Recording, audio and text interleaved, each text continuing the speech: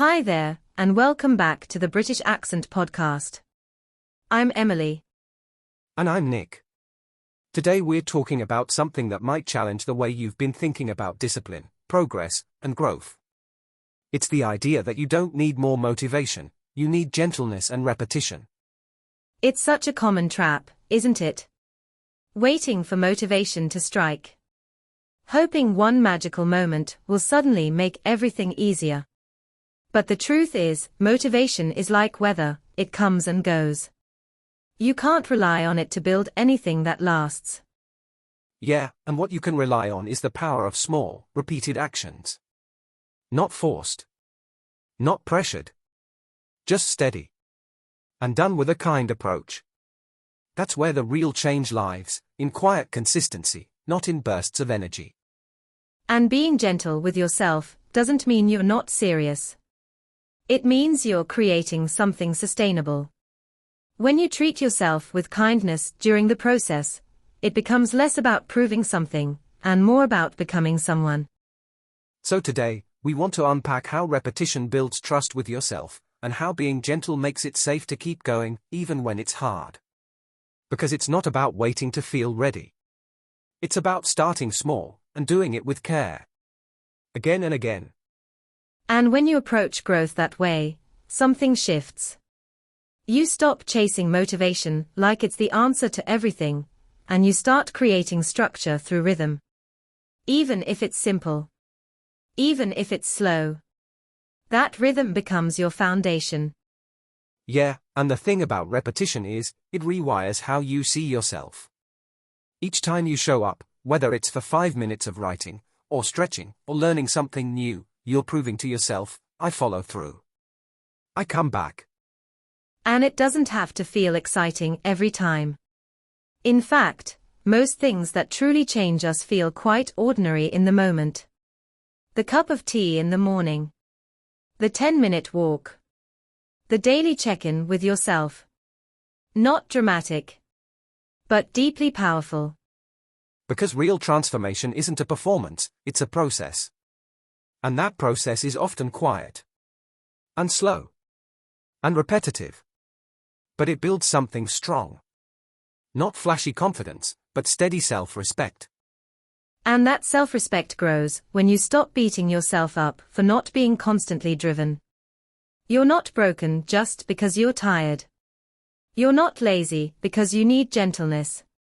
You're human. And that's not something you have to earn. Right, and the truth is, motivation usually shows up after you begin, not before. People think they need to feel inspired in order to act, but often it's the act itself, repeated with care, that brings clarity and momentum. And the repetition doesn't need to be perfect. You're not aiming for a streak you never break, you're building a relationship with yourself. One where you return, even if you missed yesterday. One where you're not punished for being human. That's why gentleness matters.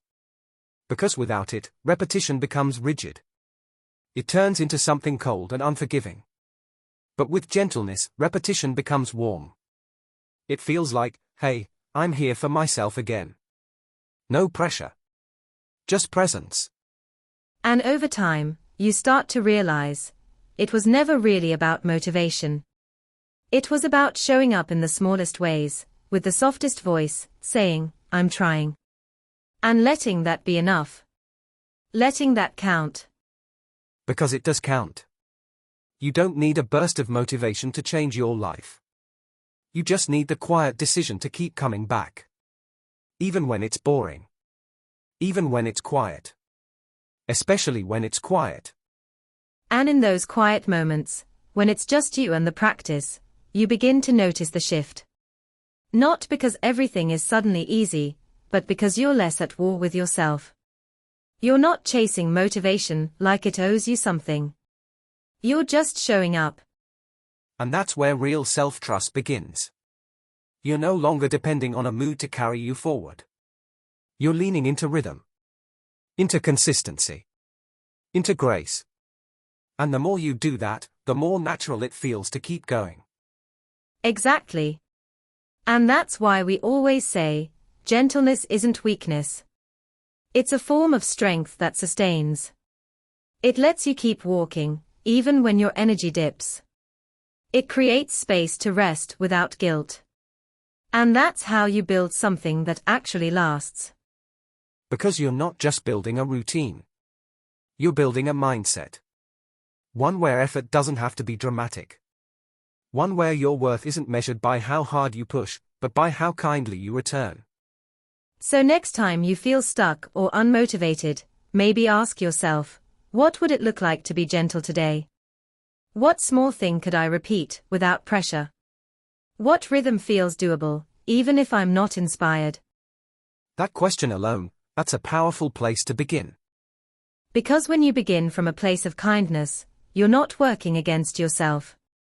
You're not trying to force change, you're inviting it. Slowly. Softly. And that's where it actually has room to grow. And let's be honest, most of the time, the reason we stop isn't because we're incapable. It's because we made it too hard to return. We made the bar too high, the tone too harsh, and the space too tight. Gentleness widens that space. It lets you come back after a break without shame. It lets you take a breath without calling it failure. It lets you try again without needing to prove anything. It just says, welcome back. Let's try. And honestly, that might be the best mindset you could carry into any habit, goal, or healing process. Not, how can I force myself to stay motivated, but, how can I make this easier to return to tomorrow? Because when it's easy to return, you will return. Not perfectly. Not every time. But enough. Enough to build momentum. Enough to build trust. Enough to become someone who keeps showing up, even when motivation is nowhere in sight. And once you realize that, everything softens a little. You stop seeing your off days as disasters. You stop seeing rest as falling behind. You start seeing the whole journey as flexible, not fragile. Exactly. Gentleness lets you pause without quitting. Repetition reminds you that even tiny efforts add up.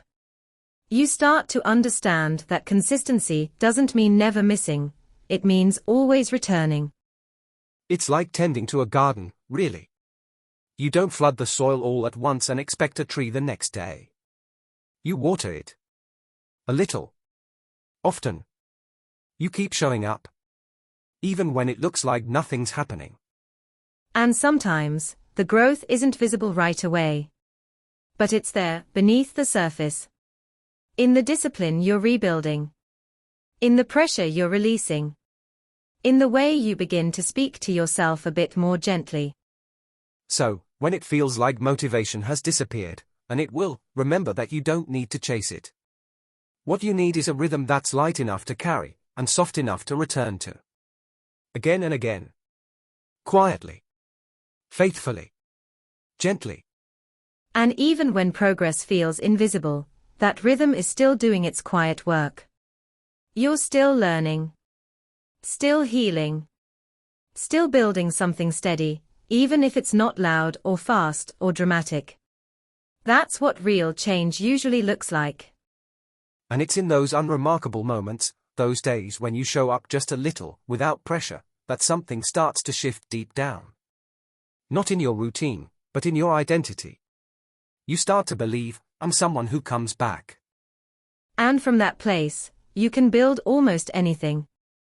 Because now you're not waiting for a feeling to push you forward, you're choosing to stay close to yourself. To move with care. To honor the long game instead of chasing the shortcut. It's not flashy. It's not quick. But it's real.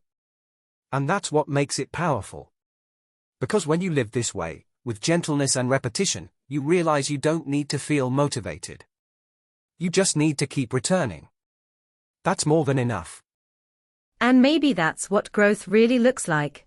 Learning to return to yourself, even on the days when you feel disconnected, or tired, or unsure. It's choosing to keep the door open, even when it feels easier to shut everything out. Because gentleness doesn't just help you keep going, it changes the way you experience the journey. It replaces shame with patience, It swaps pressure for peace. And suddenly, what once felt like a battle starts to feel like a conversation. A conversation where you're finally listening to what you need, not what you think you should be doing. A rhythm that fits your life, not someone else's highlight reel. A practice of returning, not performing. And when you live like that, everything becomes more sustainable. You're not waiting for the perfect mood or the perfect plan. You're just moving gently. Again. And again. And again.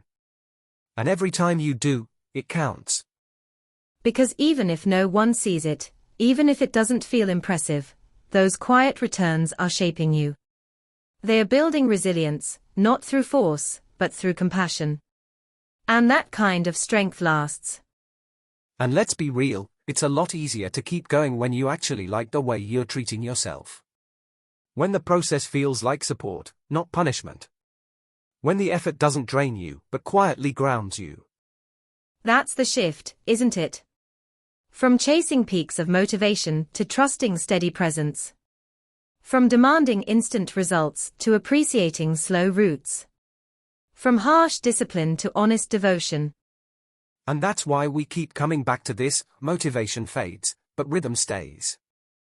Gentleness makes it livable. Repetition makes it real. Even if all you do today is one small thing, that's still part of the path. That's still enough. So if today all you managed was one gentle step, one quiet return to something that matters to you, please know that it counts. It always counts. Because you're not trying to win a race. You're learning to stay with yourself. And if you need a reminder later this week, come back to this episode. Let it hold that space for you. Not to push you harder, but to remind you that softness and consistency are not opposites. They are partners. You don't need to wait for motivation. You just need to come back to yourself, gently and often. Thanks for spending this time with us. You're doing better than you think, and you're allowed to take it slow. This has been the British Accent Podcast.